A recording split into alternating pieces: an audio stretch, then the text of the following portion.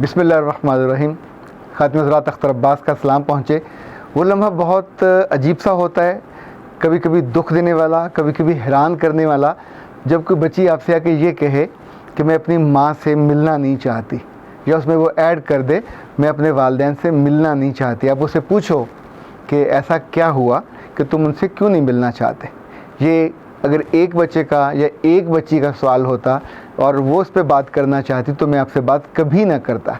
पर मुसलसल मुख्तलिफ़ शहरों से मेरे विज़िट्स के दौरान जब लोग मिलते हैं या मेरे पास जब काउंसलिंग के लिए आते हैं या जब मैं उनके पास जाता हूँ, जगह जगह से ये आवाज़ें जब मेरे कानों में पड़ी हैं तो मेरा दिल धड़कना ज़्यादा तेज़ी से धड़का है कि ये क्या हो रहा है कि हम जिन बच्चों को जन्म देते हैं, जिन बच्चों को पालते हैं, जिन बच्चों को पढ़ाते हैं, जिन बच्चों की शादियां करते हैं, जिनकी खुशियों को डिज़ाइन करते हैं, सोचते हैं, हम उनके दिल में अपनी जगह को कम होते हुए कैसे देख लेते हैं।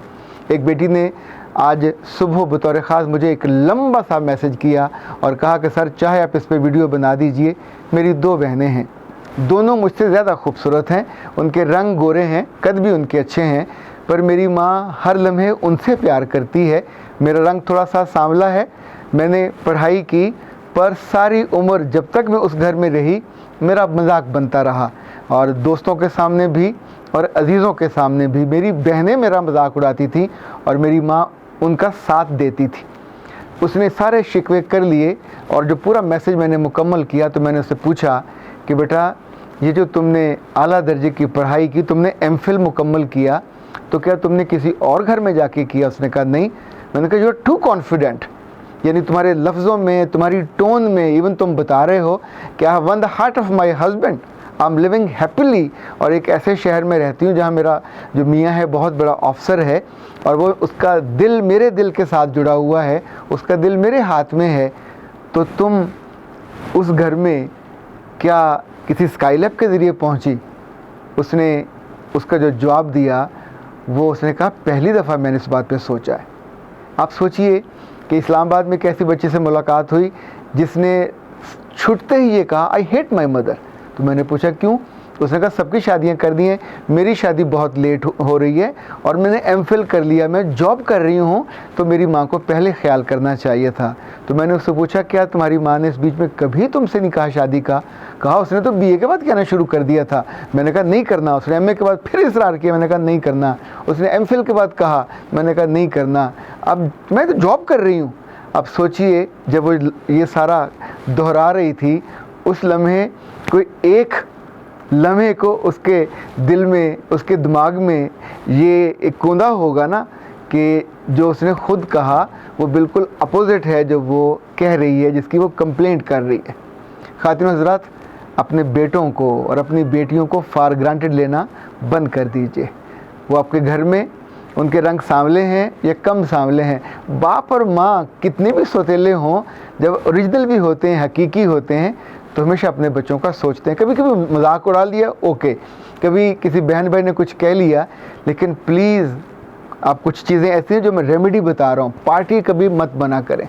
You are not a party, you are not a suitable person to become a party, you are not meant to become a party। आपको रब ने इसलिए पैदा नहीं किया कि आप खूबसूरत लोगों के लिए, खूबसूरत बच्चों के साथ पार्टी बन जाओ और जो कम सूरत हैं उनके साथ उनके मुखालिफ महाज में खड़े हो जाओ।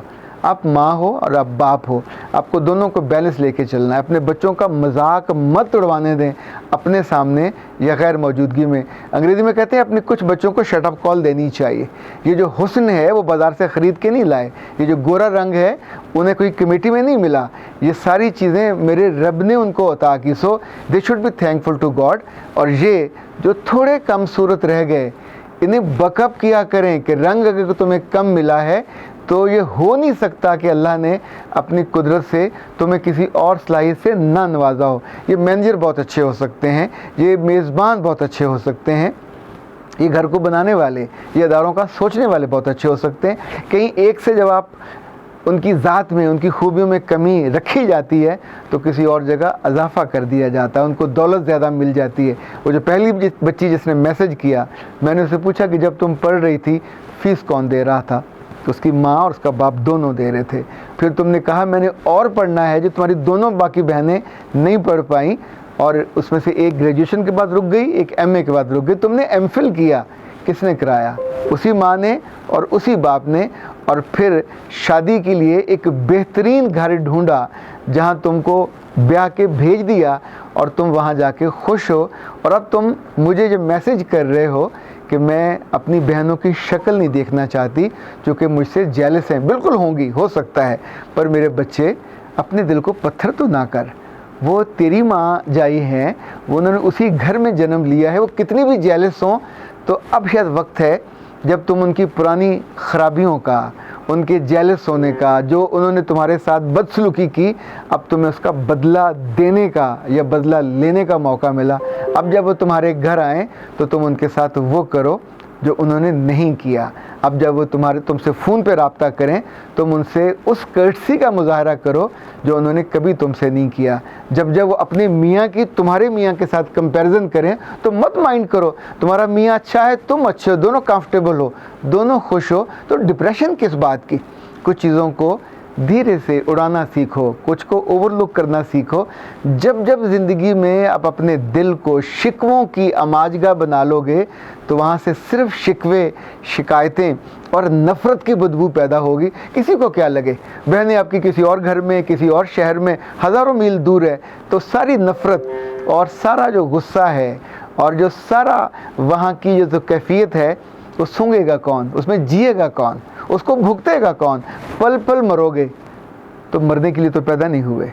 सो एक बात और याद रखिएगा, जब आप अपनी किसी बात पे इंगेख्त होते हो, ज़्यादा तल्ख होते हो, तो हमेशा नाशुक्री करते हो।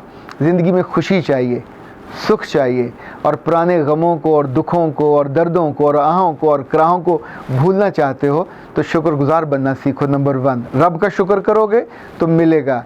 जिन माँ बाप ने पाला और पोसा और बकौल तुम्हारे साथ जुल्म किया, कभी तो उन्होंने कोई अच्छा लुक़मा बना के खिलाया होगा, कभी तो वक्त पे तुम्हारी फ़ीस दी होगी, कभी तो तुम्हारा हाथ पकड़ के किसी स्कूल में, किसी कॉलेज में, किसी यूनिवर्सिटी में लेके गए होंगे, कभी तो तुम्हारे लिए वैन का इंतज़ाम किया होगा, कभी तो रिक्शे का इंतज़ाम किया होगा, कभी तो गाड़ी तुम्हें लेके दी होगी।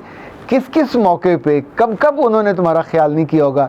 तुमने किसी ट्रिप पे जाना हुआ करेगा, तुम्हें रोका होगा कि मत जाओ। किसी जगह तुमने पार्टी पे जाना होगा, तुम्हें फैसिलिटेट किया होगा, तुम्हें बेहतरीन कट के कपड़े। अब उस बच्ची ने कहा कि मेरी ड्रेसिंग उनसे कहीं ज़्यादा अच्छी है, तो क्या तुम ये पैदा होने से पहले सीख के आए थे? उसी घर में सीखा होगा, उन्हीं दोस्तों के साथ सीखा होगा, उन्हीं हमजोलियों के साथ सीखा होगा, उन्हीं बहनों से लड़ते भिड़ते, उनको पहनते ओढ़ते। अच्छा, जब हम नफ़रत करने लगते हैं तो याद रखिएगा, नफ़रत हमको नफ़रत करने वाला बना देती है। वो हमारे अंदर, हमारे सांसों में भी उसी बदबू को बसा देती है जो नफ़रत के साथ जुड़ी हुई है।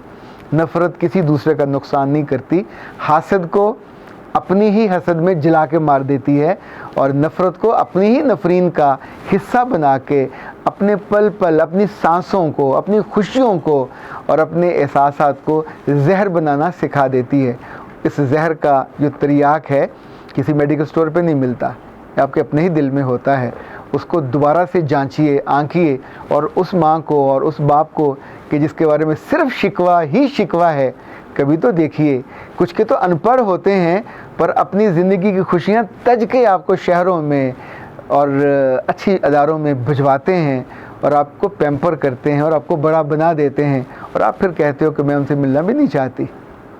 ये जुमला अगर उन्होंने सुना हो तो उस लम्हे उन पे क्या बीतेगी। और खुदा ना खास्ता कल आपका बच्चा और आपकी बच्ची आपसे ये कहे कि मेरी माँ आउटडेटेड हो गई है, no I am in Sweden, no I am in America, no I am living in UK and she doesn't know anything about this culture, और उसको ये भी इल्म नहीं है कि यहाँ जीना कैसे है, यहाँ की ज़ुबान कैसे बोलनी है। चूँकि उस वक्त आप बूढ़े हो रहे होगे और उस वक्त आप उस कल्चर में ज़िंदा नहीं होगे, तो आज जो ज़ुबान दराजी करता है या आज जो अपने दिल को तंग करता है और जब बदला देने का मौका आता है तो उस वक्त वो एहसान फरामोश हो जाता है।